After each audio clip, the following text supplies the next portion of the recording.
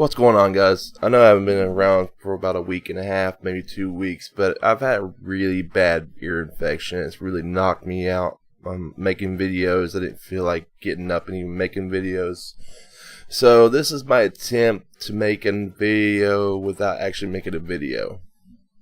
There'll be some gameplay footage while me and my friend Cody from Space Monkey Mafia Studio have a conversation about E3. And I hope you guys enjoy it. There'll be annotations to separate the different categories.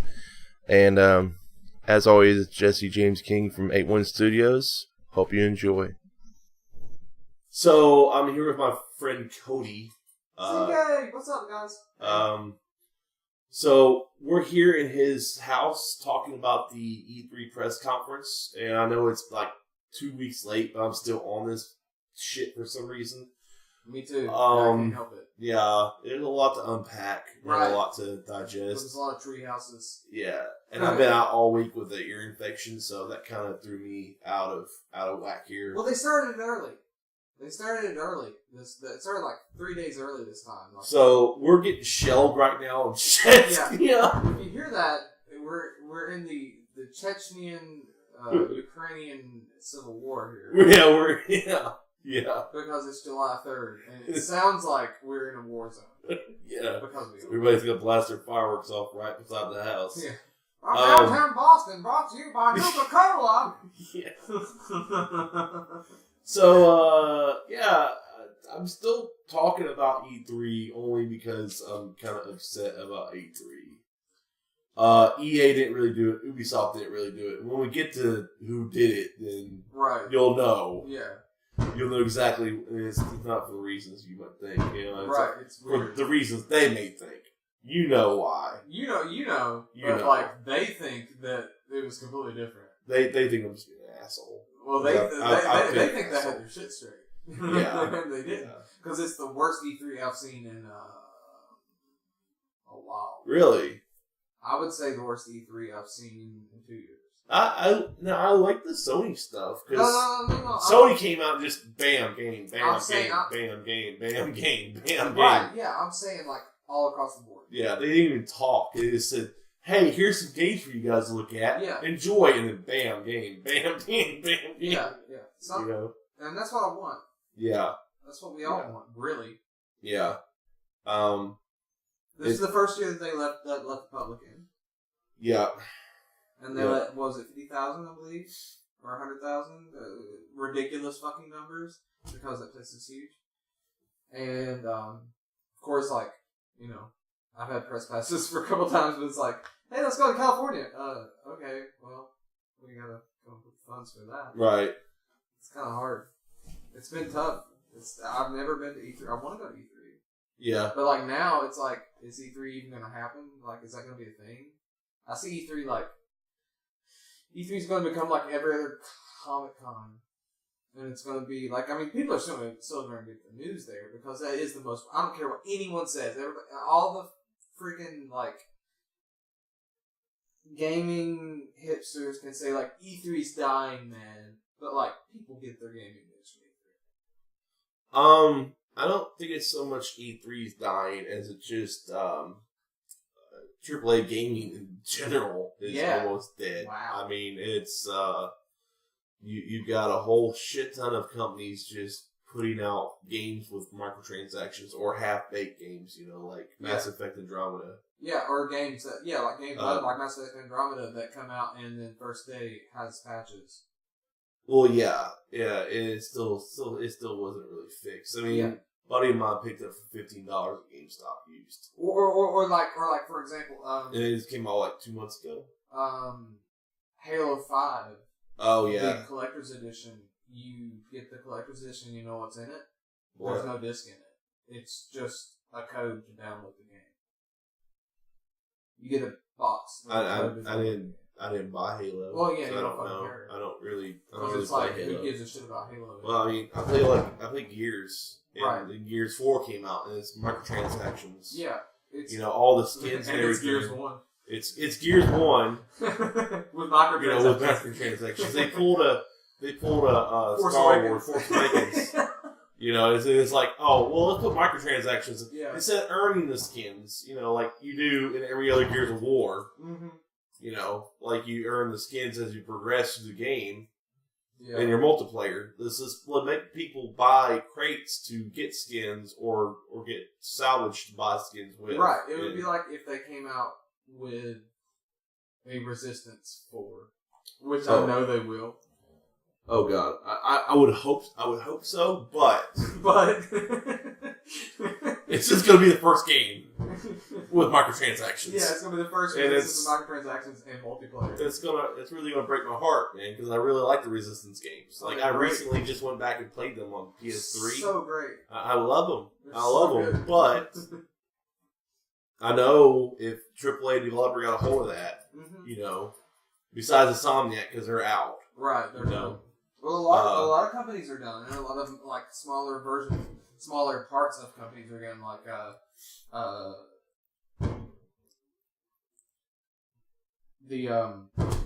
just the AA and single A games are starting to get more and more popular. They are, and AAA gaming is kind of going downhill because they're always chasing that money. Yeah, you know that comes with that. And I've had like a lot of fun with indie games here lately too. Right. Like, stuff like the Black Swan and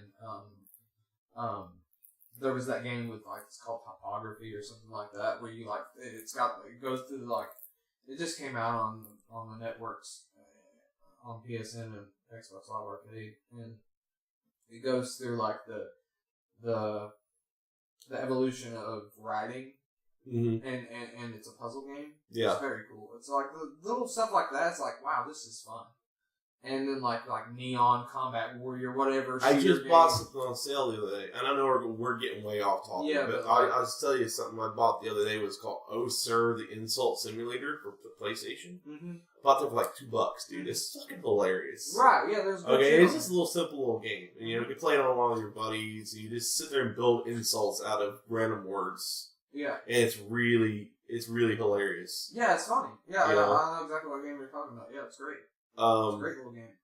So EA was first, right? Right. Yeah, EA was first, and of course they came out with their with what they're gonna do with their sports games, because I mean there are people that play sports games. They're out there. They're out there somewhere in the wilderness. Somewhere. That play them other than FIFA and PES. Yeah. That other than soccer games. Yeah. That are actually fun. They're actually fun. So there are people who still play Madden, which is like the same game for the last... It's what? A decade? Two decades old? Yeah. Ever since the Sega Genesis version. Yeah, right, yeah. It's like, it's the same fucking game. And like NBA 2K 16, 17, 18, 19. It's like it's the same game. Super Nintendo? Yeah. Yeah. But then like, you have games like... Okay, he impressed me because they did one thing with their new NBA game, and that's the NBA 2K. I believe it's NBA 2K 18 or 19, whatever. Right. It's 18 because it's the next year. Right. They have a streets mode where you can do completely streets, and I love that because NBA Streets was a cool game. Like there was NFL Streets and NBA Streets where you could those were sports games where you could play backyard, and there was no rules. It was very much like the old school like Arch Rivals game for NES, where you could throw bows and you could get away a little bit more, and so you can play either mode. You can become a street star or you can become a pro star, and you play as the same character as you have in every fucking NBA 2K game. Ugh. As you can tell, I just don't give a shit about sports games. They came out, they did their fanfare. The only sports game that I paid, and it's not really a sports game, it's a racing game that I paid attention to at E3, and I think it's EA that produces this. Yeah, I believe so. It's Need for Speed. Yeah. And the only reason I paid attention to that is because Jesse from Prank vs. Prank. Oh, poor Jesse. Oh, God. Poor Jesse. The cringe. Oh, my God. Man. You were trying, Jesse, and I watched his video about how he got screwed with the scripts. And the prompter was right. You could see it. You could see it in his eyes. He was looking at the prompter like, "What the fuck?" Yeah. Like, oh yeah. Yeah, I mean, I like that guy. He's a good guy. Yeah, he's a cool guy. It's so cringy, man. man. It was so cringy. Yeah. And the guys playing the drums at the beginning of the EA thing, Yeah. like, and you could barely hear it because the audio was off. We'll get to audio being off.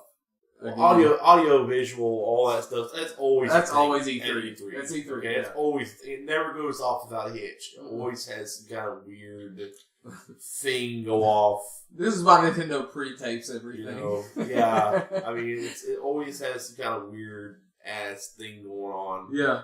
Like, oh, this doesn't work at all. Yeah. You know, and then Battlefront 2. They showed a lot of Battlefront 2. Like a lot of Battlefront 2. I was impressed. Yeah, I was impressed, but it's Battlefield 1. Yeah. It's Battlefield with Star Wars, you know? But, like, the same thing, like we were talking about earlier, the fanboy in me Oh, yeah.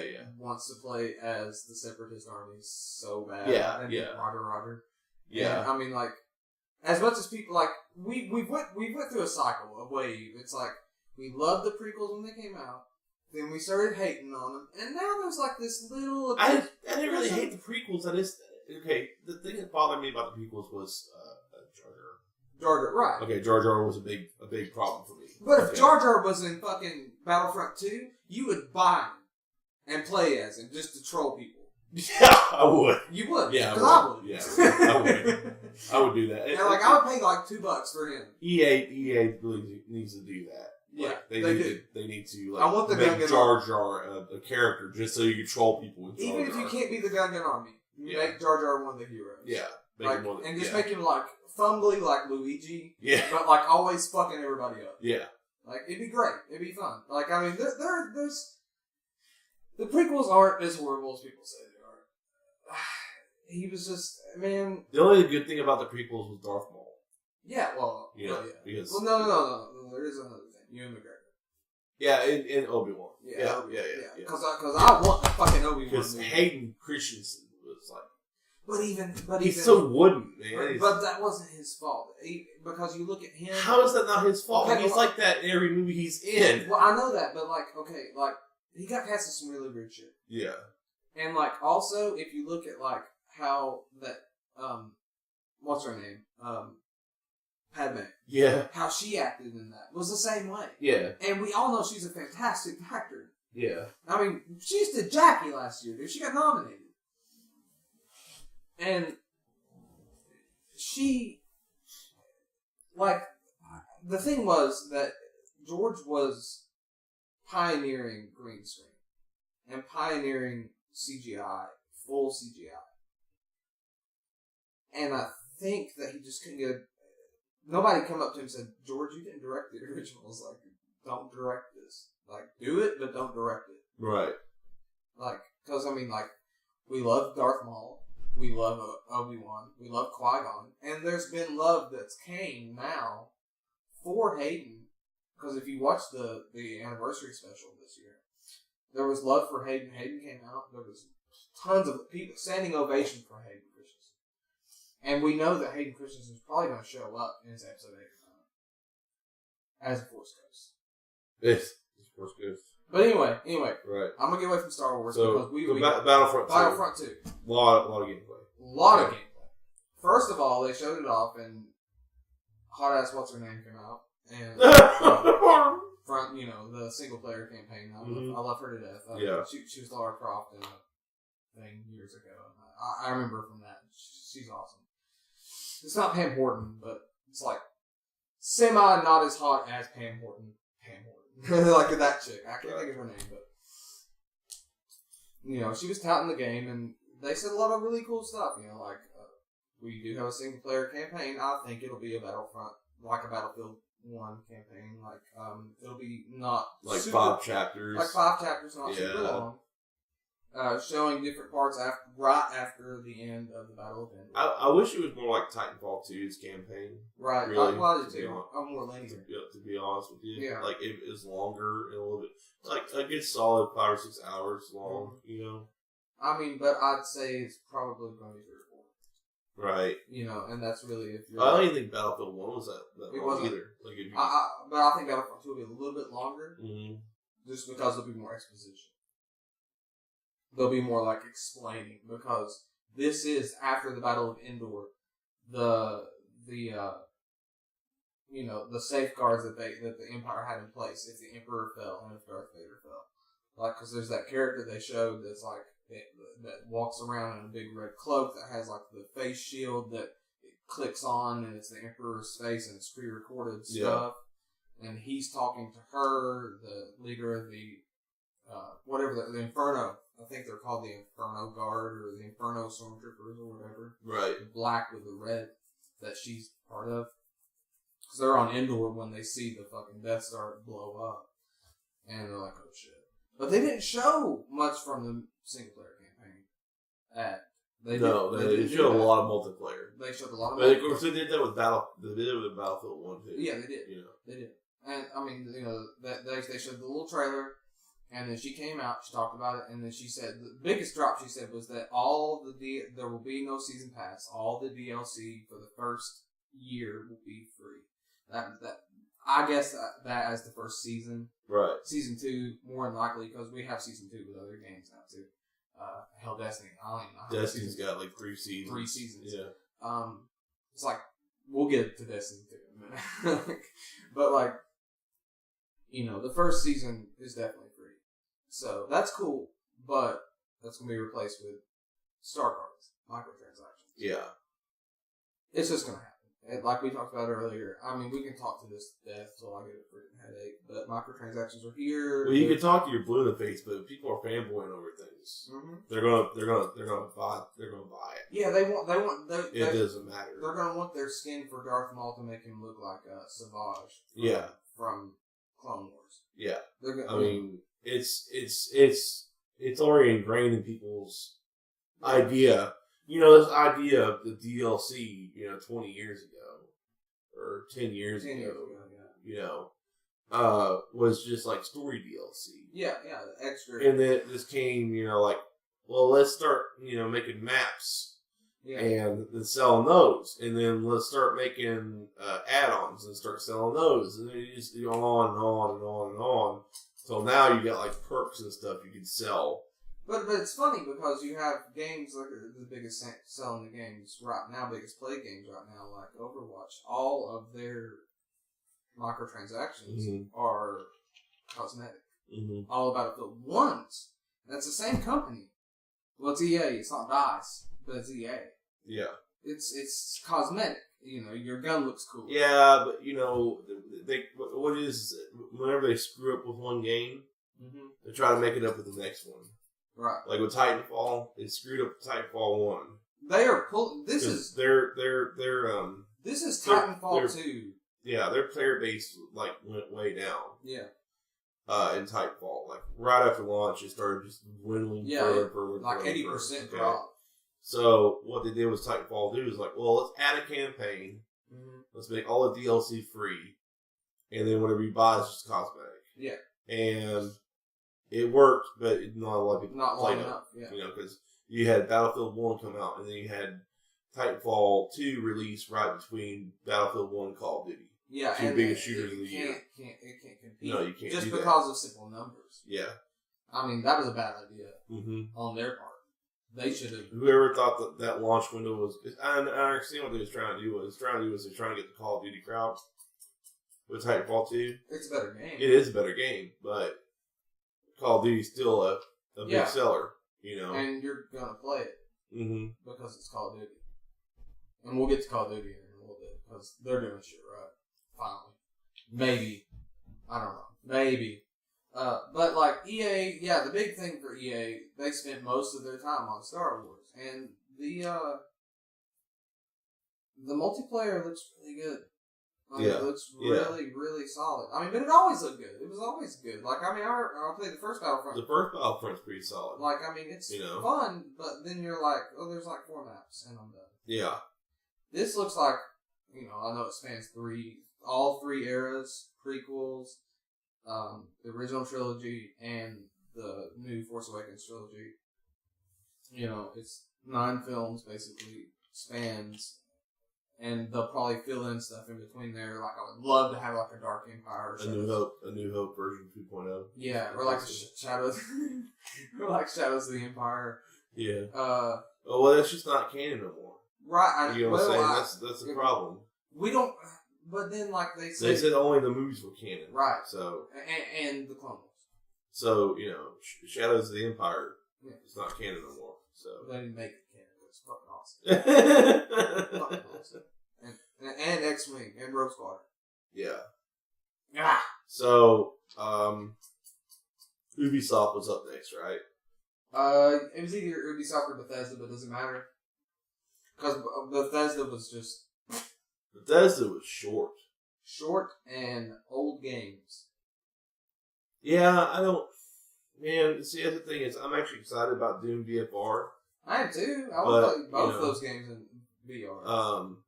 But Skyrim, it's like, how many times have you released Skyrim? They've released Skyrim 5 times. Like, we got Skyrim for VR, and we got Skyrim for Switch coming out. Mm-hmm. And you had Skyrim when it came out on PS3 and Xbox 360. And you have Skyrim Remastered when it came out on PS4 and Xbox One. So that's 4. You got Skyrim. It's probably like Skyrim. It's just Skyrim. Game. It's not Elder Scrolls. It's just Skyrim. You got Elder Scrolls Online, which they talked about. They're doing Morrowind, which is cool for anybody that, like me, that love those games, but I don't play Elder Scrolls Online because it sucks. Mm-hmm. So, I don't care. Mm-hmm. But I wish I did care because, well, maybe it's better now. I don't know. Maybe. I haven't played Elder Scrolls. Try it out. You need to get on ESO. But Skyrim for Skyrim VR is going to be a PS4 title. Yeah, and then you got the across the board launch of Fallout 4. Fallout 4 is only going to be HTC Vive, I believe. HTC? No, it's going to be PS4. No, I don't think so. The thing is people keep debating that back and forth. I'm on a few PSVR groups on Facebook, and they keep debating that back and forth because the wording wasn't there, the confirmation wasn't there. Yeah, there was no watermarking. But see, both Skyrim and Doom VFR are on the PlayStation Store for pre-order now. Yeah, right now. Fallout is not. Okay? Yeah. And Fallout was built with the current engine. And Skyrim was built with the last-gen engine. Right. Okay, and Doom was built from the ground up. Yeah. See, Fallout 4 and VR and the Skyrim VR are both just remasters of the original games, only in VR. Right. So Skyrim VR is going to be like you're playing Skyrim, but just in VR. Yeah, and you're invisible. And then Fallout 4 is going to be like Fallout 4, but just in VR. Yeah. Which, I'm the biggest, there's 3 games, really, I totally, fanboy out over. And that's Doom, Fallout, and BioShock. But Doom VR was built from the ground up to be a VR game. Yeah, exactly. So it's probably easier to make compromises on the engine for the PlayStation 4 rather than try to make compromises on a Fallout 4 engine when the Fallout 4 is already done. You just turn it into VR. Just turn it VR. Yeah. I love the fact that they showed when you were doing your building and stuff, especially if you got I don't know if you got to play it, but the last expansion for Fallout 4 was the vault expansion where you could build your own vault. It was really cool, and so you'll be able to use your hands to do the building, and I like that. I don't think it's so much that the PlayStation can't handle it. I think it's reaching that 90 FPS that you need for VR, so you don't get fucking motion sickness. Yeah, because you get sick. And see, with Skyrim was built on a last gen engine, so it shouldn't be so hard to make 90 frames per second. And then Doom's going to have compromises. They always do with VR on PlayStation 4. So they're going to be compromises. Kind of like Resident Evil 7. Yeah, you really can't really tell in Resident Evil 7, but it's still there. It's still there. And with Drive Club knocked some of the shadows out, knocked out some of the background out, compromises. Which is fun. We didn't get Watch Dog. Right, right. They're not going to show Fallout 4 in VR and then say, well, it's on PSVR and it was like crap. Mm-hmm. They're just not going to do it. No. Because I actually care about that. The people that care about Fallout has one of the biggest. First of all, Fallout and Skyrim are 2 of the biggest fan bases I've ever seen in my life besides GTA because of the modding community. We'll get into that in a little bit. Fucking modding bullshit. Which they've. I don't even know. Do we even need to get into that because they like recanted that now? Well, they kind of have to recant that because I mean, if you tell people, hey, we're going to support mods, but then you have to pay for them. Yeah. That's not going to work. Okay, because that's user-created content. It's not like DLC. You know, people will put up with DLC to a point. Yeah. But that's user-created content, and then you're going to start charging for that. Yeah, that's not going to work. No. Okay. PC gamers are going to be like, I have this. Yeah. And somebody's going to go buy a PC and get all the Fallout mod they want and play Mario Fallout all fucking day. And Doom Fallout. You know what I'm saying? Like, yeah. I mean, but we're talking, you know. Bethesda, man, they didn't put on much of a show. They didn't show much of anything. I'm trying to think of what they showed that was... Was this Skyrim? Right, Skyrim. Period. Their big selling point was Skyrim. It's ridiculous. Because and then Fallout 4 is going to become the next Skyrim because they keep releasing Fallout 4. Yeah, they're going to keep releasing systems, Fallout 4. Because, I mean, it's fucking huge. And I'll call it right now. Fallout 4 will be on Nintendo Switch next year. Oh, yeah, definitely. They'll just... Guaranteed. Guaranteed. They'll just keep milking that cow. Because they can handle the graphics. They'll just keep milking that. They showed the Quake Champions, which is in beta right now. Which is cool. First esports game. Yeah, it's a free-to-play esports game. But the player base right now is kind of not there, which is it's beta. So and you're gonna have keyboard and mouse warriors that plug into their Xbox One that just are gonna go ham and destroy everyone else. Well, it's not gonna be console. It's not gonna be console. They're gonna keep it strictly PC. I figured that they would go. You can't really do Quake at the speed. Yeah, I know. Yeah, on a console. You just can't. You can't. You would never. You would lose constantly. Well, I mean, those guys have their mouse. Not only that, but you get a lot of people who play Quake. I mean, they were already kind of pissed off about the whole champions thing. Yeah, I know. But if you get them to swallow that pill, okay, and then they're already pissed off about that. So you swallow that pill, you're fine. You got champions now. It's a hero shooter. Okay, but then you slow down Quake. Yeah, that's not going to work for any Quake fan. You know. No, Quake is all about speed. I mean, I remember those guys. Literally, they would take a piece of paper and they would draw a dot on that piece of paper. They would move their mouse around that piece of paper and change the DPS. Not DPS. Sorry, the ADS and the hip fire, and they would get it honed to the point to where that was the way they played. And there's no way on God's green earth that console could ever compare to mouse and keyboard on Quake. No. I didn't even think Doom would be possible, but they did it. Well, yeah. Well, see, the thing about Doom is it didn't really need the multiplayer. So speed and skill on Doom can kind of be excused because of a single player experience doesn't need that much speed. It's actually a little bit slower than Quake. Yeah, it is. It's a little bit. The multiplayer is even a little bit slower. You can speed it up in the snap map, but the multiplayer is just dead. Yeah. And the people who made Halo 5, those guys were the ones who did the multiplayer for Doom. Yeah. And then Bethesda took over, tried to fix it. But Bethesda brought it back with one thing at the end. Wolfenstein 2. Yeah, Wolfenstein 2 looks bonkers, dude. Fucking bananas, as that guy said. Yeah. And I love it. Like, it looks great. It looks like, I love Wolfenstein. I love the New Order. The Old Blood was obviously a little bit, I wouldn't say it was a downgrade, but it was a little bit tedious because it's built on the same engine. They just were doing that to do a prequel story and to give you the story of B.J. Blazkowicz. To give you the story of Wolfenstein, not even Wolfenstein, but the Spear of Destiny story through, like, before the New Order began. Mm-hmm. And then the New Order begins. And, the New Order is the alternate version of where they won. The Nazis won the war. I love that game. And then I see this.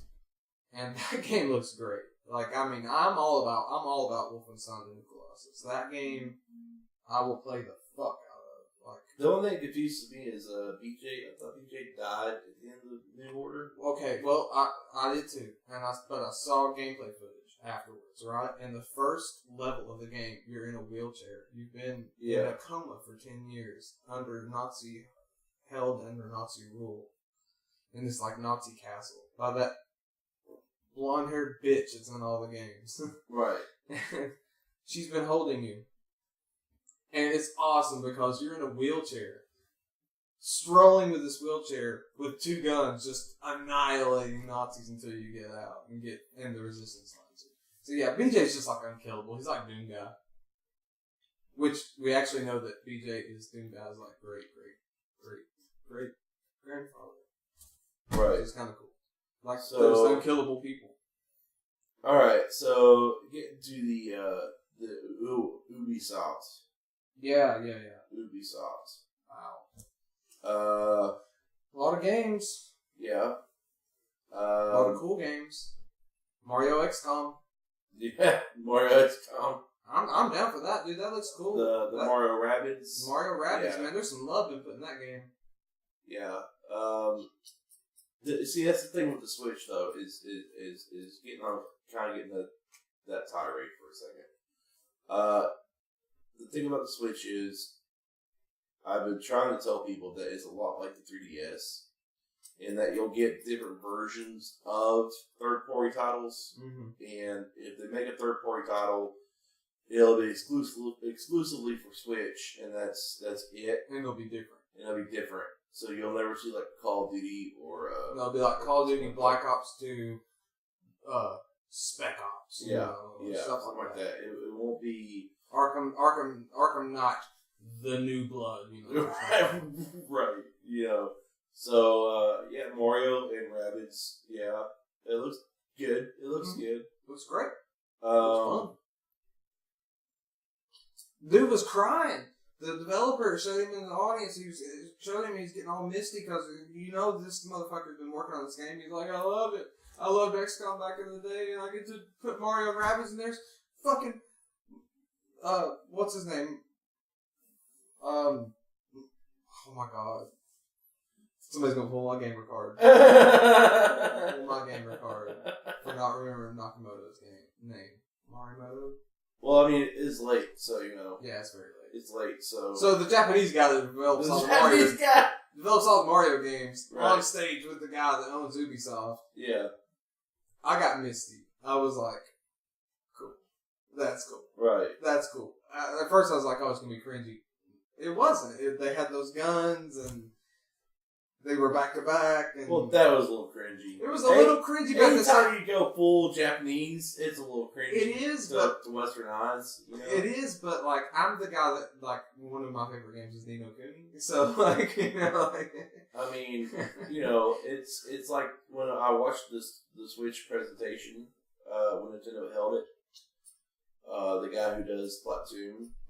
Oh, yeah. His whole dab with those cartoon guns. I was like, oh, God. Yeah. Oh. It's better than Dabbing Panda. Oh. We'll get to Dabbing Panda for Just Dance for Ubisoft. Oh, God. At least this year for Just Dance, it was about a minute and a half long. And they had to do it because they sell the shit out of that game. Well, yeah, I mean, I guess there's an audience for it. There's definitely an audience for not that for game. me, but No. it's definitely the audience for it, I guess, And that chick came out, and she's popular, and she's important, and she's hot. I don't know who she is, but... You're saying that in question marks, so...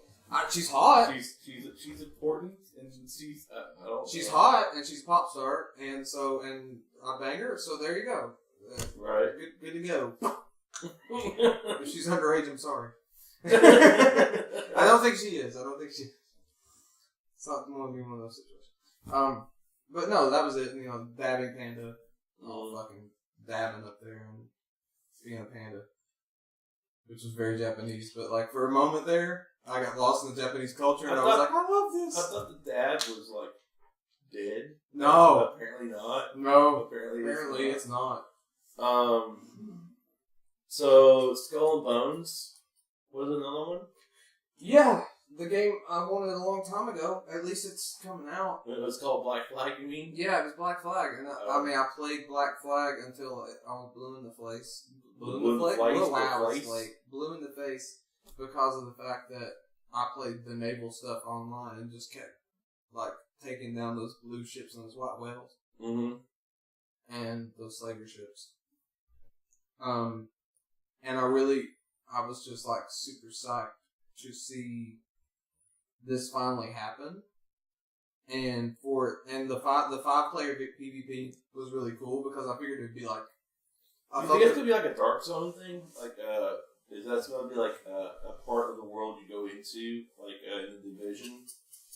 It kind of seems like it. Yeah, it seems like the Dark Zone. Like you go in there and like you're gonna get in fights. Yeah. And so like your buddies will be called. Or is it gonna be a separate playlist? You think, or something? I don't know. It better be better than the Division because the Division is just like you die. You go to shore. You go to shore. And it's like, hey, by the way, you wanna like participate in a 5 versus 5 pirate battle? Sure, why not? Let's do it. Why not? It's the only thing to do. Let's go. But the whole open world thing. And I'm wondering. I'm really curious if they're gonna like let you, customize your captain. We're gonna compare the shit out of this to Assassin's Creed, Sea of Thieves. Yeah. Yes.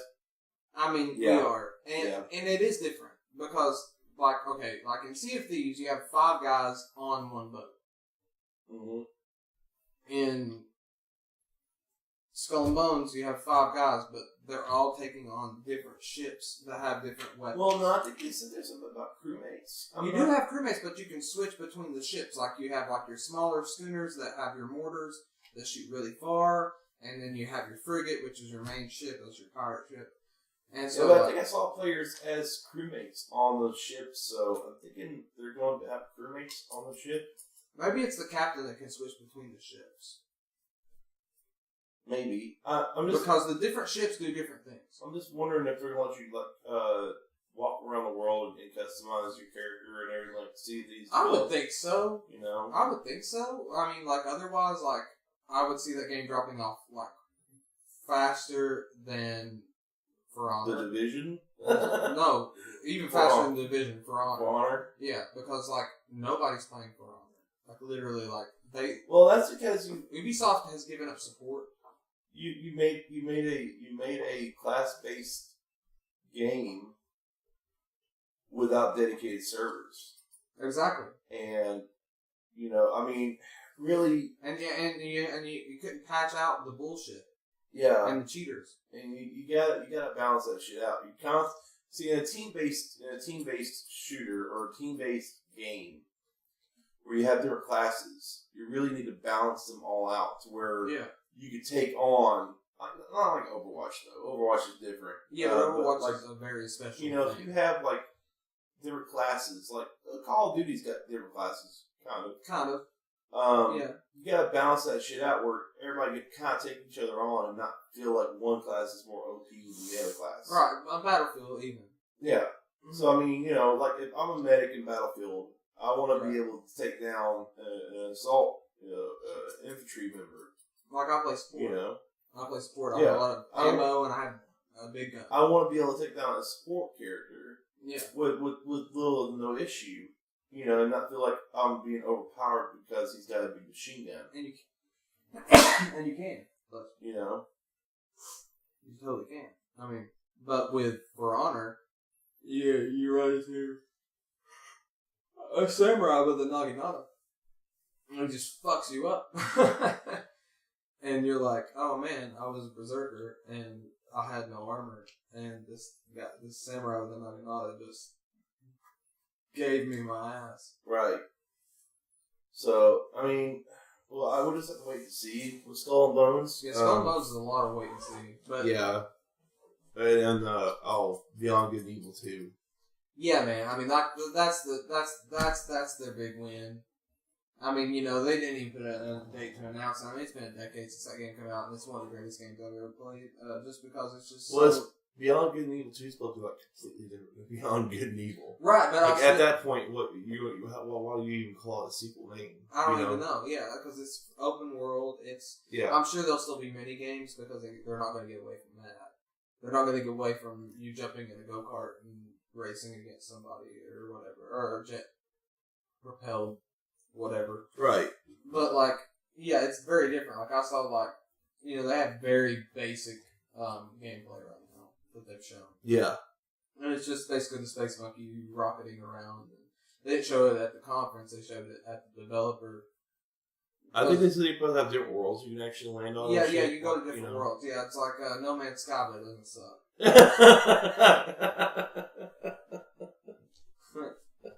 Because that game's horrible. Oh. That's the biggest letdown. It's not even a game. It's not. It's not a game. It's not a game. It's a time waster. It's a time waster. Oh my god. It's like No Man's Sky, only it doesn't suck. God. I don't even want to talk about that game. It gives me a headache. I remember I returned it 5 days after I got it. You pick up $20 now. Yeah. It's like $20. It's easy. And it's been patched to where the point where it's playable. You can get a freighter now. Yeah. And you can get a dune buggy or whatever the hell it's called. Yeah, the vehicle. The vehicle. And there's actually stuff going on planets. Yeah. Not just something happened here. We'll never know. Because I landed on this planet, this alien planet in No Man's Sky. Of course, they're all alien planets, but anyway, I landed on this planet and it looked like Alien Covenant had happened there. Yeah. And I was like, man, this is gonna pan out. It's gonna be crazy. No explanation. Just nothing. Not even an audio log. That was a huge missed opportunity. Oh yeah. They could have put in a mystery in that game. Yeah. You would really have to search for. So much promise there for you can run a little tiny mystery through this whole entire galaxy. Just find little clues here and there to piece it all together and lead you to one planet or something like that. Yeah. But then nothing. Well, the problem was they were an indie developer. Yeah. They had talked a good enough talk to make it seem like it was a AAA game. Well, Sony put a lot of money behind it. And Sony put a lot of money behind it because it did look promising. It was promising, and it will lead to better games like Beyond Good and Evil 2. Beyond Good and Evil 2 will probably be a lot more like that, and Destiny 2 will be a lot more like that.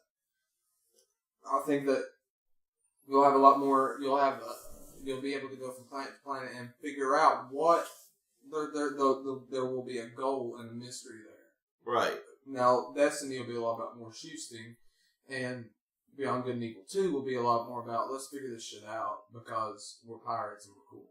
Right. And we're animals. Except for that. We're animals. Yeah, except for the chick with the afro. Mm-hmm. And not the girl with the purple hair that I want desperately to be in the game, but obviously she can't because she wouldn't be.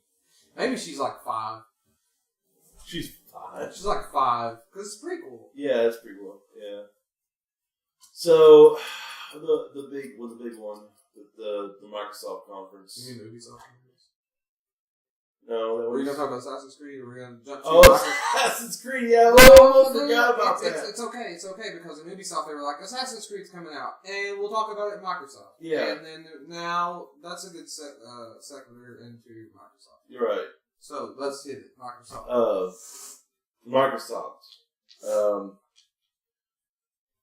Man, okay, so I've been talking about it a lot on my channel, and I know people think I'm a Microsoft hater. I'm not. I know it's going to sound like I'm being grandiose when I say this, but I actually own the Xbox and I own the PS4. Problem I have with both of them is this right here, the iterative console thing. Yeah, the mid console. The chasing of the 4K dragon. Yeah, which is just not happening. It's not going to happen with them. Even for what they got for $500, it's good specs. I'm not saying it's not, but it's just like with the PS4 Pro. What's the point owning it if everything you're going to release plays on the previous one? Yeah. You know, everything released for PS4 Pro will play on PS4. There's not going to be an exclusive Xbox One X game. No. And I hate that name. Call it the Scorpio. It sounds so cool.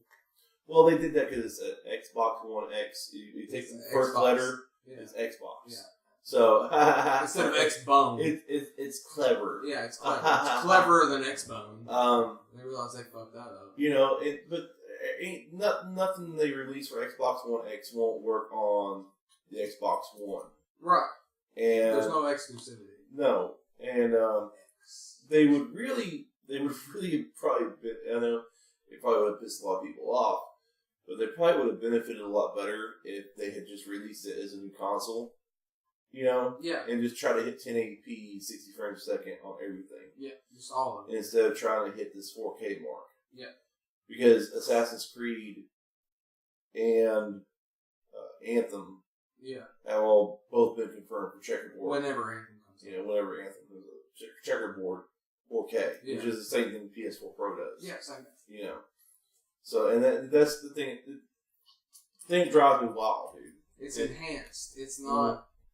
It's enhanced. It's not native. Well, yes, it can do native 4K. It can. But that's for the DVDs you go and buy for your TV. Well, and 4K TVs haven't come down enough yet. Well, yeah, they have. I mean they're still $900.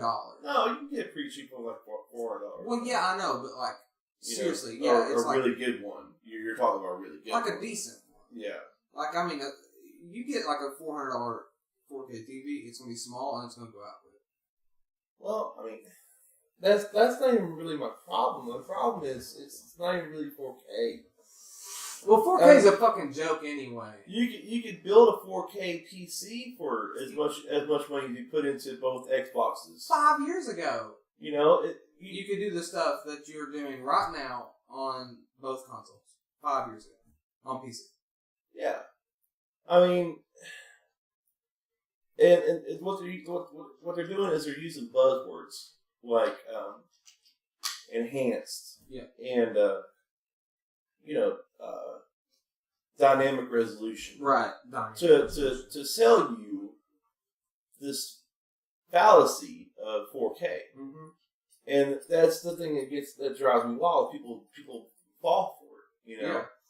And then they talked a good game at the conference, but I saw right through it. It's salesman tactics. It is. They use words. Well, they have buzzwords. It is a business. I mean, Forza, things that are Xbox exclusive, will probably most likely run 60 frames a second at 4K.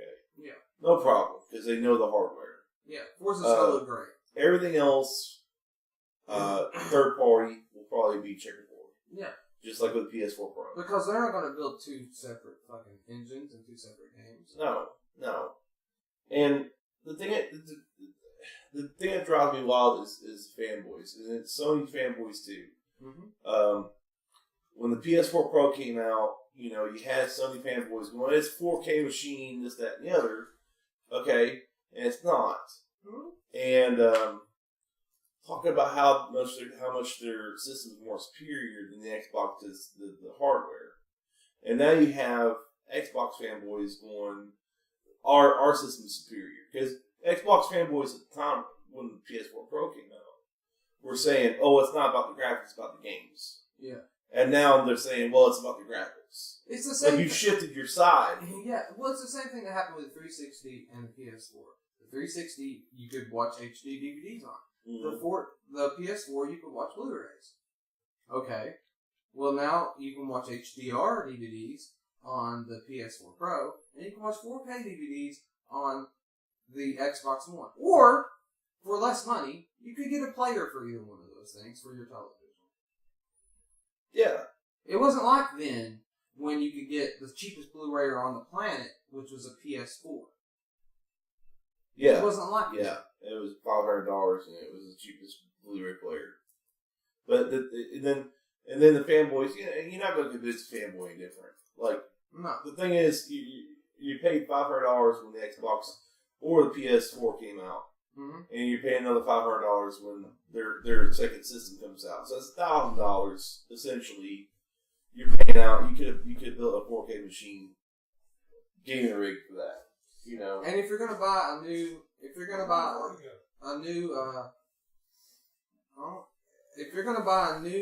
system, right? Let's say I have a PS4, regular PS4. I don't have a Pro. Oh my god, PlayStation guy. I don't have a PS4 Pro. Yeah, and I sold my Vita. So, but if I'm gonna buy an Xbox One, right? Mm-hmm. And I go to the store, and I see the Xbox One X for $500, and I see the Xbox One S for almost $200 less. It's $250. What am I gonna do? Half price. I'm gonna buy the S. Yeah. Unless you're just like really hardcore about it, it's a prestige, it's a leisure commodity. Yeah. Is what it is. It's just like the Pro. It's a leisure commodity. I know that both are like vapor cooled, which like the Xbox had to be vapor cooled because they got tired of their red ring of death. Like they had to figure that out. The Xbox One, the original one, has a huge fan on it. Yeah. Just so it doesn't overheat. Yeah. And it still gets pretty hot. And that power matrix. Well, you gotta understand the computer terms here. Okay. Mm-hmm. Both systems have AMD processors, and those are notorious for getting hot. Yeah. Okay. So vapor cooling was actually a really good step in the direction. Oh, I know. It should be in every console. It should be. It should be in every console. I'm not downing it. I'm just saying it took this long. Yeah. It's ridiculous. And also, everybody keeps saying all this stuff like, "Oh, this is the next big thing. This is the next big thing." No, the next big thing that you're going to see. Watch PC gaming. Watch something happen to where the point to where a console cannot do it, and that's when consoles will create the PS5, the Xbox Plus, whatever. That's when it'll happen. But the direction Xbox is going is they're going like the iPad. Yeah. Okay, so they're going to play your games until a point where your system won't do it no more, and then you're going to have to upgrade. Mm-hmm. But it's not like you can't play your games on that system; it's just not going to play it very well. And the PlayStation is actually going to make another console. Sony's actually going to make another console. Right, they're going to make PS5 2019 probably. Yeah, probably. I've heard 2019, 2020. I think the reason they want to hold off a little bit is they don't want to piss off people who bought the PlayStation 4 Pro. Right. You know, because you paid $400 for a system, you want to get some mileage out of it before you have to upgrade again. Yeah. And it just, man, I'm really not trying to hate on Microsoft and give them a bad time, but I gave Sony a bad time last year too. Yeah, exactly. And I don't think a lot of people understand that when they listen to me, like throwing off on Microsoft this whole entire time. It's not that I'm just trying to save them from having to pay out $500. Yeah. For a system that your $250 machine will do the same games. Because honestly, just like me, and a lot of people I've talked to, if you're going to upgrade to another system, right, and there's not that many exclusives on Xbox, and you want to have something and you got a PS4, let's say, like I do, and you want something that's new and fresh, then you can spend $300 on a Switch. Yeah. There you go. Well, another thing is that they both companies have kind of forgotten this, and I know Sony's kind of gotten back on course now. But it really isn't about the system. It's really about the games. It's all about the games. Okay? The whole point in a console is so people can plug it up to their TV and play, games on it without having to go through any kind of stressful PC configurations or anything like that. Because it is a pain. I mean, it is. It can be. It can be. Like I have to run everything on this one in Windows 8 compatibility mode because it just doesn't want to do it in Windows 10 for some fucking reason. That's what it is. But You know, they want games. They don't care. Not really. I mean, they say they care about the graphics. They say they do. They don't really care. I play my PSVR on my regular PlayStation 4. Right.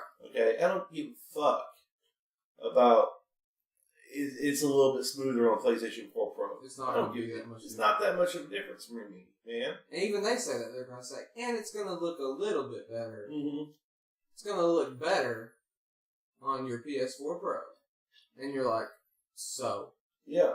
I'm going to go spend $500. I've got one. Yeah. And like I said, let's get back to the Microsoft conference. Then, after they unveiled they did Sea of Thieves, which was their other exclusive. Which is cool. Looks fun. It's a Rare game. Mm-hmm. Rare doesn't make a bad game. Even Conquered Bad Fur Day was fun, even though it's fucked up. Sea of Thieves looks fun. It looks like a lot of fun. But then they just showed all these other games that PC gamers can get too. And PlayStation gamers. You know? Not to mention, it's like, okay, Cuphead. I know, like, Cuphead is the one game that I'm the most hype about, like, independent wise right now. Because it's done in Max Avery style graphics. It's hand-drawn. It's all hand-drawn. It's I saw Cuphead at E3 for, 3 years? Yeah, they said they're going to release it last year, and they never did. And now we actually have a release date September 28th. Which is awesome. But, I'll just wait till it comes out on PS4, because I know it will. Because they want to make money. And it looks amazing. I mean, it's Contra mixed with Mario. In Max Fleischer / Tex Avery. I seriously do think they worked out an exclusive deal with Microsoft to have that game for the Xbox and the PC. They should, because that's that's a game that there's been some hard work put into. Right. And you could probably sell consoles. People really want it. Yeah, it's an indie game. Yeah. And, it could probably sell consoles. An indie game that can sell consoles. An indie game that makes me want an Xbox One. Because the AAA titles they showed Crackdown. And really. Nothing was exploding. Stuff was exploding, but buildings weren't falling down. Now, don't get me wrong, Terry Crews is a fucking national treasure. Yeah. I love Terry Crews. He's amazing. But he should be a character in the game. That would make me want to play it more. Mm-hmm. Like, Terry Crews should be the main character. It should look like him. It should play like him. It should sound like him. It should be his voice. But Crackdown is known for destructible environments. And as I was watching that, I was seeing explosions, but buildings were not falling apart. And I was like, have they traded out their destructible environments? The thing about Crackdown? And then I saw the 30-minute demo, and there was no destruction. None. And I'm like, well, maybe, I understand. They've been working on it for a while, and it's still really not done. I think it's still an alpha. Yeah. It's an alpha build. It's an alpha build. So, I know buildings aren't going to fall apart. It's not going to look amazing, I want to. But, Crackdown, really? Crackdown? Yeah. When you're in gamer circles and you're like, hey, guys, what's your favorite game? More guys going to be like, man, fucking Crackdown is my jam. That's my shit. That's not going to happen. Nobody ever says that. No one ever says that. Nobody ever says Crackdown. People say GTA. People even say Saints Row. They're not going to say Crackdown. It's just not going to happen. It's like saying Watch Dogs. Watch Dogs. That's my one. That's the one that changed me. Watch Dogs 2. Watch Dogs 2. Yeah. That's what changed me. Was Watch Dogs 2. But, they showed off a lot of indie games, and that was about it. There's some great indie games coming out. There was a lot that I was very interested in. I can't remember. Ori. Oh, Ori. Oh my god. I love the first Ori game, and I would love to play that again. That could be a console seller for me. Just because that game is beautiful, and it's very Ni no Kuni. Right. Very, like I said, it's late. I can't think of the director that makes all those great movies that I love, Howl's Moving Castle. And it's I'm going to buy another Xbox just for the kids, Mm-hmm. but it's going to be the S model. I'm not going to worry about updating. That's another problem. Think about kids that are going to be going up to the parents during Christmas time. You talk about like the grandparents, right? Like the grandparents. I want the Xbox X. Or I want the new Xbox. I want the new Xbox. Well, which one? Well, the whichever one's cheapest. Yeah, that's what's good. The conversation's going to be. Yeah, this one's $250. Yeah, this one's $500. Yeah, I guess we'll get this one. It sounded like you said S or X. I don't know. Yeah, at least said X. Yeah. So, I mean, they could prove me wrong and they could sell a whole lot of them, but I think it's gonna be like the PlayStation 4 Pro. Yeah, where it's not really gonna sell a whole lot, unless it's entry level and you're just like, man, I want the best, and I got a lot of disposable income. Yeah. Unless they do like a virtual reality or augmented reality with it. But AR is still not. And I expected that this year. That was one of the letdowns. So like the HoloLens and the AR stuff, they didn't talk about it. Yeah, unless they do something like that, I don't see them selling the Xbox. I mean, unless they say, well, augmented reality or virtual reality will not work with our Xbox, but it will work with our Xbox One X. Yeah. And that could circumvent... See, that's the only thing I could see that would sell that console very well, is that could circumvent what they said originally, was every game that came out on the Xbox One X would play on the original Xbox One. Well, if it's a VR thing, it's not technically an Xbox game. It's technically a Microsoft VR game. Exactly. So technically you can get by with it, and nobody's really going to bitch. I mean, if PlayStation came out, if Sony came out and said, well, our PSVR will only work with the PlayStation 4 Pro, okay? They didn't do that. No. Because they announced the VR way before they announced the Pro. Yeah. But if they came out and said, well, our VR will only work with PS4 Pro, okay? People would still buy it and buy the Pro just to play VR. Mm-hmm. Because it's not a PS4 game. Technically, it's a PSVR game. Right. Okay. So if Microsoft said, well, this will only work with, I think they could sell the system then. If they came out with augmented or virtual reality. But they didn't say a word about it. No, they didn't say nothing about it. But they did talk about backwards compatibility. Yeah. But here's the funny thing. Backwards compatibility for Xbox 360 and Xbox games. How many people do you know actually would play an Xbox game? Like a lot. Still. I think what they're doing is they're trying to come closer to PC than maybe Sony is. Because PC does that. You could play, you could buy a game 10 years ago, 15 years ago. I play Entertainment Pack on I play Microsoft Entertainment Pack on my MacBook Pro. Yeah, you can MacBook Pro. Go back and play whatever on a PC, no problem. Yeah. You may have to run a compatibility version of Windows to get it working, but it's still hardly a problem. Or Steam. I mean, Steam games is 10 years old. Yeah. They were back in the day. Team Fortress 2 was and people, years ago. People still fucking play that game. Yeah.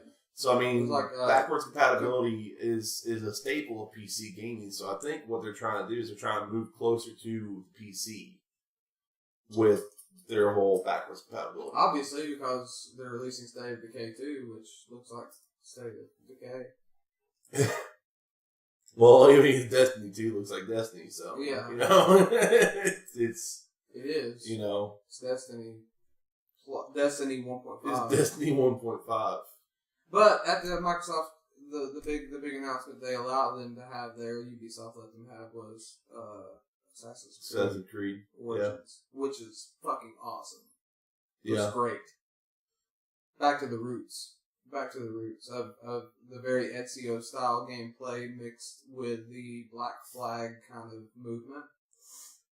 Well, it looks like it's got a lot of RPG elements. It kind of needed that. It does. It kind of needed that to really. They had to do something with it. They took out the mini map. From the HUD, I noticed that. I saw the 30-minute playthrough. They took out the mini map. They added that kind of Skyrim, the compass. Compass, yeah. Which I like. The Witcher compass. Which is It's more open world RPG. It's probably going to be a lot like Horizon or Witcher than it will be any other Assassin's Creed that we played, Which is good because, let's face it, The Witcher 3 is probably the best game released. It's one of the best games of the decade. I mean, really, it is.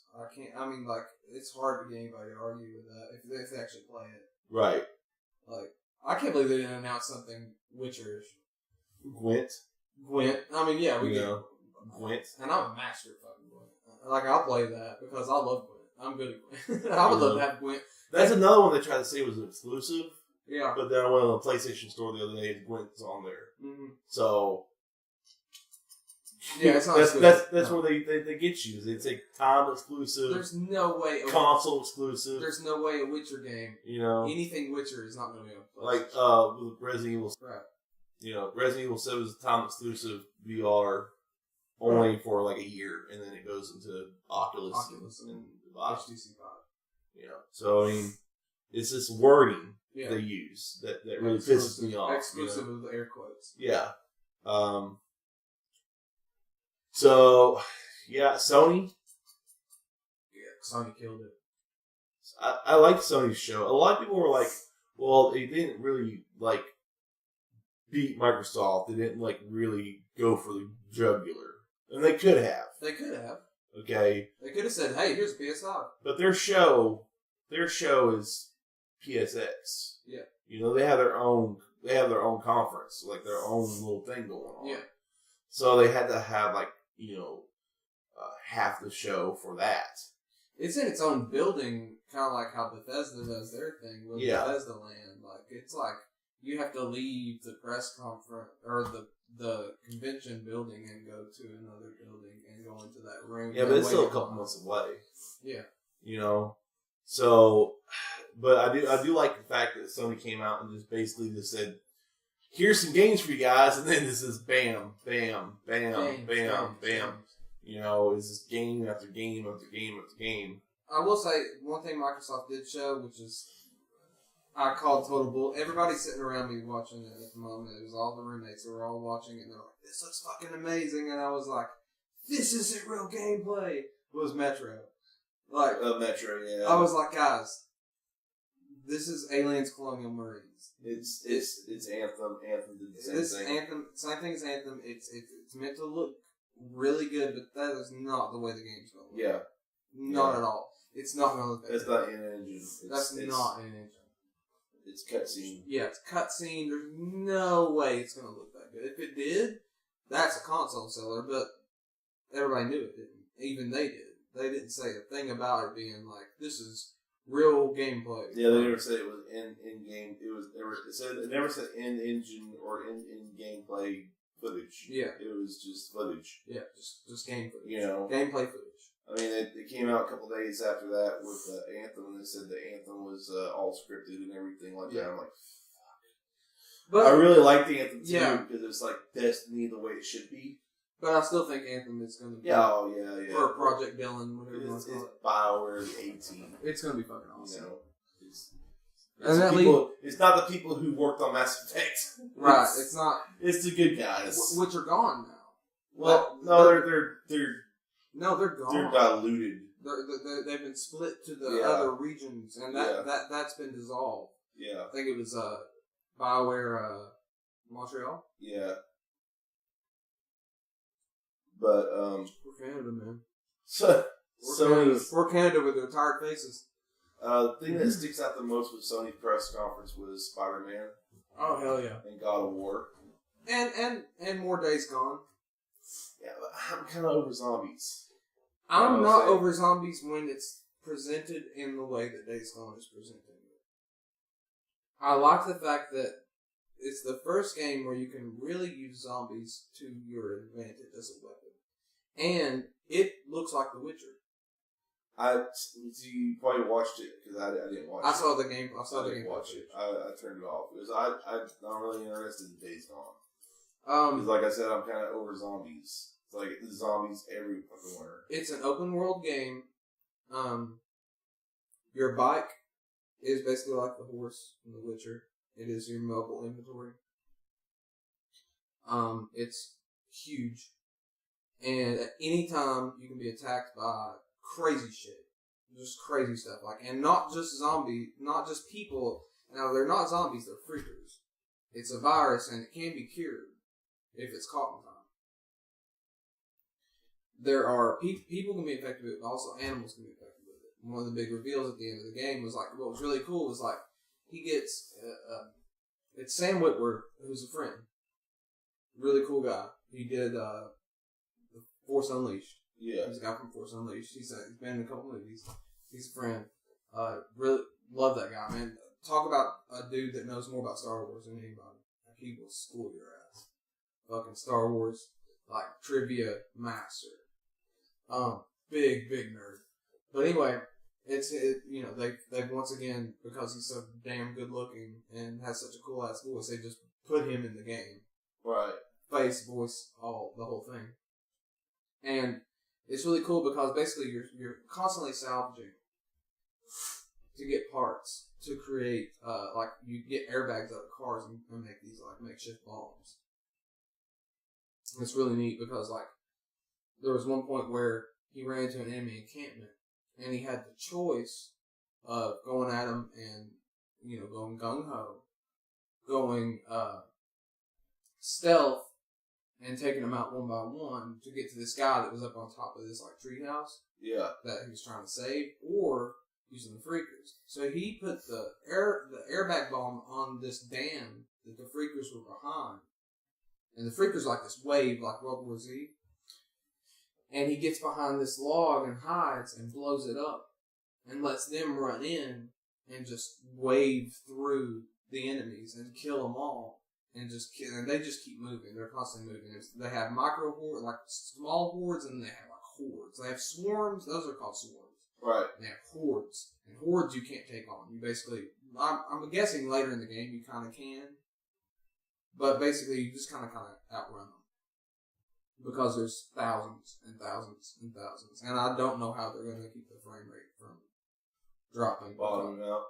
I mean, in one of the things there were over like 600 zombies on screen, clamoring over each other, all moving. He was shooting each one of them and taking them out. Like, so I mean, it wasn't just like bullshit. Well, I mean, Dead Rising 4 and Dead Rising 3 have kind of done the same thing. Were you talking about Dying Light? Well, no, Dead Rising, because Dead Rising. Dead Rising. Yeah. Sorry, I was thinking about Dead Rising's Dead got Island. a shit ton of zombies on screen at a time. Mm-hmm. So they can do it. They Yeah. can do it. It's really amazing how dynamic they move and how the cool things you can do with the game. And then the trailer ended with this bear coming out of the woods covered in razor wire, and it was freakered out. And that was the boss battle right there. Every time you say freaker, it makes me think of Meth Head. Right. You Well, know? kinda. It seems like that maybe that there's something to do with that. Well, I don't know yet. I don't know how the virus was spread. It seems like it was like there was a drug that was created, and it caused people to freak out and start biting people, and those people became infected. And if Every time you say freak out, it makes me think of that song. Freak out! Oh yeah, about the Sheik. Yeah. Yeah, I would put that in the video, but it's copyrighted. Yeah, and the apocalypse is destroying your videos. Yeah. Oh my God, I can't upload shit. So, yeah, you watched the Nintendo conference. Yeah, and I didn't. Yeah, I'll go over it the best I can. Okay, so I was really impressed. It's pushing me in the direction of wanting a Switch. Right. Just because of the simple fact that Nintendo's going back to their roots of, hey, let's make titles of games that are Nintendo games, and let's make them great. And Mario Odyssey, which we've all seen like bits and pieces of, it's got a very Mario Sunshine, Mario Galaxy feel. Right. But more like Mario 64.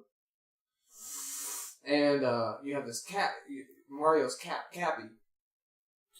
Cappy. Yeah. He can take it off and throw it, and he can possess almost anything. So, like, he can, like, throw it onto a Goomba and take the powers of the Goomba and become the Goomba. Like, it gets a little mustache and it gets the cap, and he can use its powers to do different things in each, like, kingdom. He can, like, any of the, like, it started off with a fucking T-Rex. And Cappy was on top of the T-Rex. And Mario was the T-Rex with a little mustache. Like, and it was a fucking, like, Jurassic Park looking T-Rex. Like, Lara Croft Tomb Raider T-Rex. It was awesome. Like, it looks really great. Like, it looks really great. And then they moved on to Yoshi. It was just called Yoshi. Yeah. It looks really good. Kind of looks like a Woolly World. But in this one, it looks like a kid has built like dioramas all out of cardboard and paper. Like there's like you walk through like paper towel rolls and stuff, and you collect coins. Oh, okay. And So but you can flip it. Each level has a flip side, so it's kind of like Paper Mario. Like Paper Mario. Yeah, so you can go to the back side of the level and get more stuff done. And so it looks really fun. Kirby, there's a new Kirby, and it's like legit Kirby. Like, eat whatever and become that thing and, use those powers. And they announced, they just all they did was title carded Metroid Prime 4, which was enough for most fanboys just to fucking flip the hell out. Right. Metroid!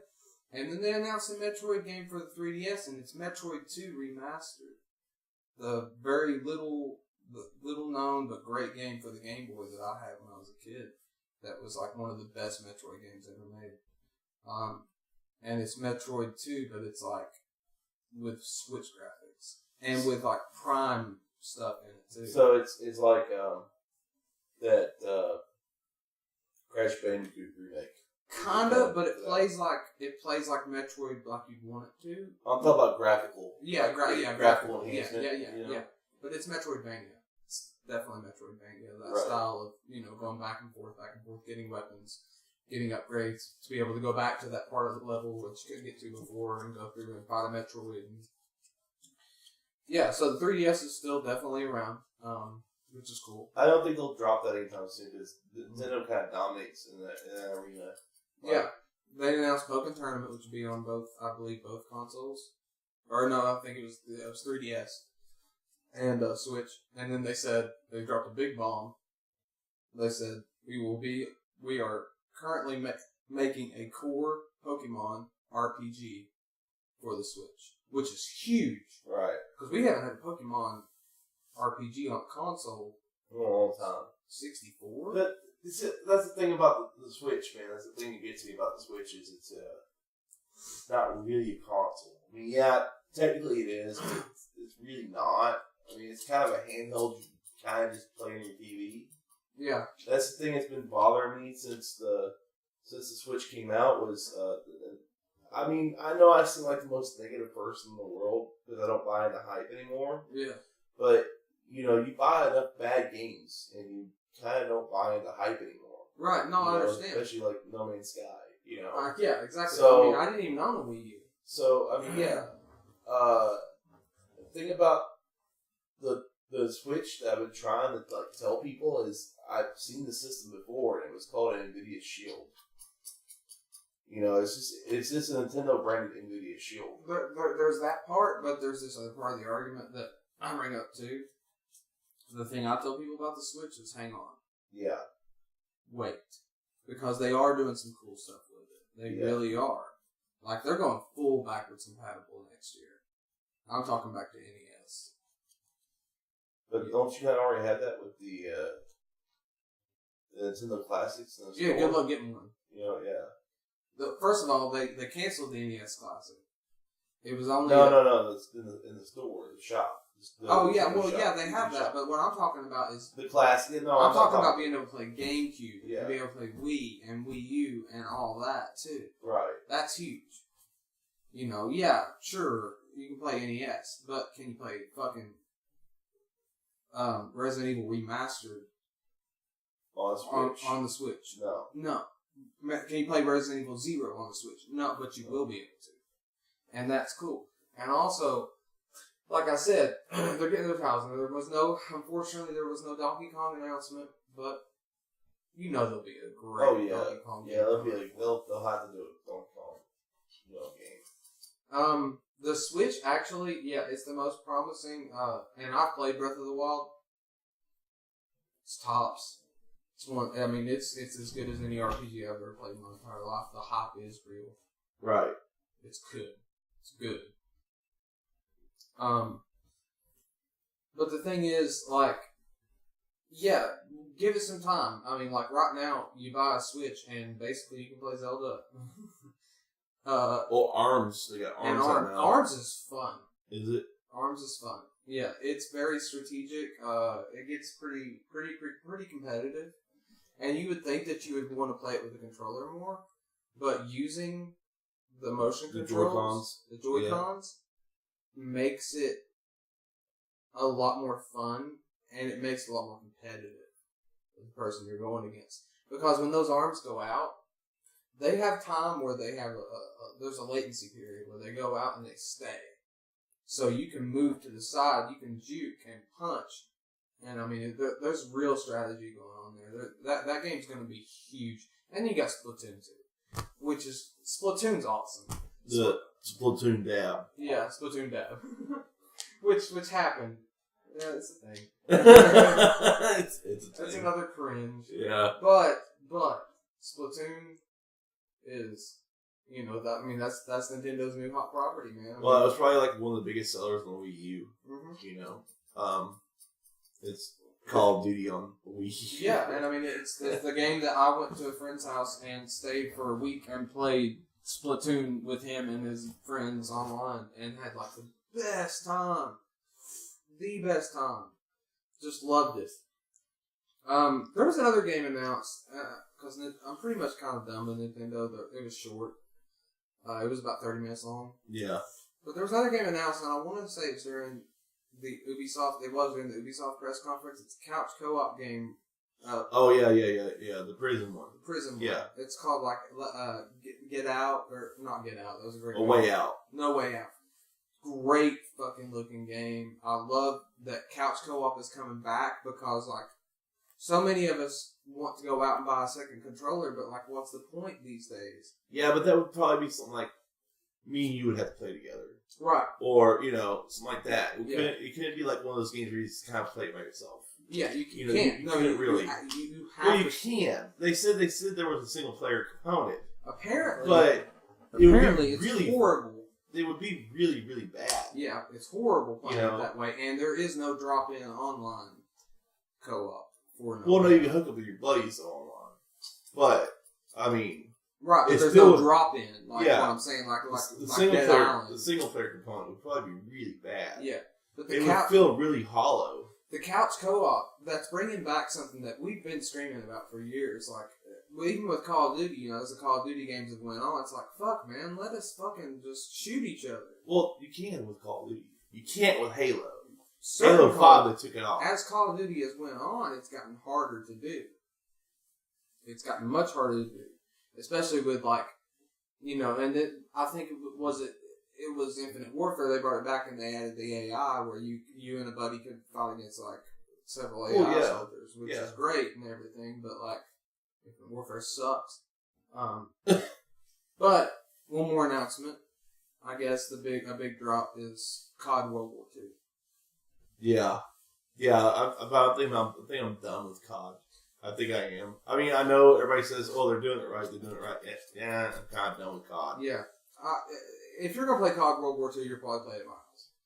To be honest. Yeah. Like it looks great. I've seen tons of gameplay.